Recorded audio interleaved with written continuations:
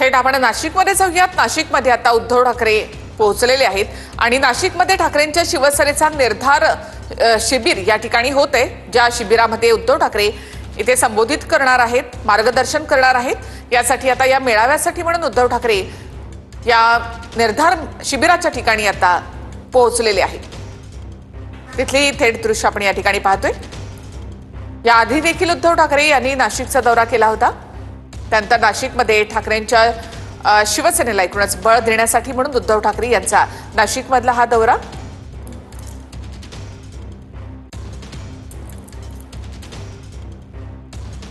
एकेकाळी नाशिक सुद्धा शिवसेनेचा गड होता, मात्र शिवसेनेमधल्या फुटीनंतर आता उद्धव ठाकरे पुन्हा एकदा नाशिकमध्ये ऍक्टिव्ह झाले। निर्धार शिबिरासाठी म्हणून उद्धव ठाकरे इथे दाखल झाले आहेत।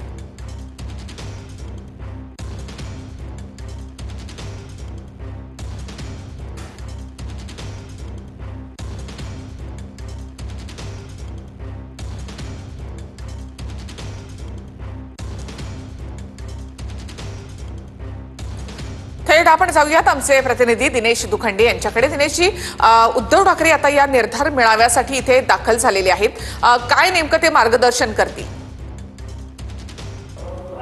नाशिक येथे जे शिवसेना युबीटीचा निर्धार मेळावा आयोजित केला गेलेला आहे, त्याचं आता अखेरचं सत्र सुरू होते, ज्यात शेवटला भाषण होणार आहे शिवसेना पक्षप्रमुख उद्धव ठाकरे यांचं, त्याआधी शिवसेना नेते खासदार संजय राऊत यांचं। आणि आता या शिबिराच्या स्थळी उद्धव ठाकरे यांचं आगमन झालेलं आहे आणि त्यांचं शिवसैनिकांकडून उत्स्फूर्त स्वागत केलं जात आहे। आज दिवसभरात शिवसेना नेत्यांची भाषणं झाली, त्यांनी विविध सत्रांमध्ये शिवसैनिकांना मार्गदर्शन केलं की नेमकं पुढचं शिवसेनेची वाटचाल कशी असणार आहे आणि त्यामध्ये शिवसैनिकांनी कसं योगदान द्यायचंय, संघटन बांधणीसाठी नेमकं काय करायचंय। आणि आता उद्धव ठाकरे आणि संजय राऊत हेही शिवसैनिकांपुढे आपले विचार भूमिका मांडतील आणि शिवसैनिकांना या शिबिरात मार्गदर्शन करतील। त्यानंतर हे शिबिर एकदिवसीय शिबिर संपेल।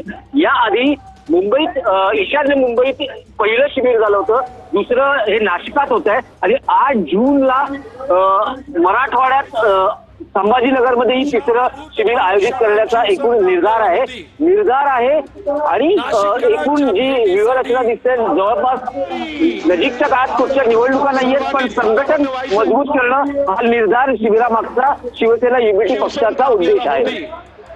नक्कीच उद्धव ठाकरे आता नाशिकमध्ये पोहोचलेले आहेत। या शिबिराच्या ठिकाणी उद्धव ठाकरे दाखल झाले असून आपल्या सर्वांचे लाडके सन्माननीय उद्धवजी ठाकरे साहेब गणिमान एवढ्या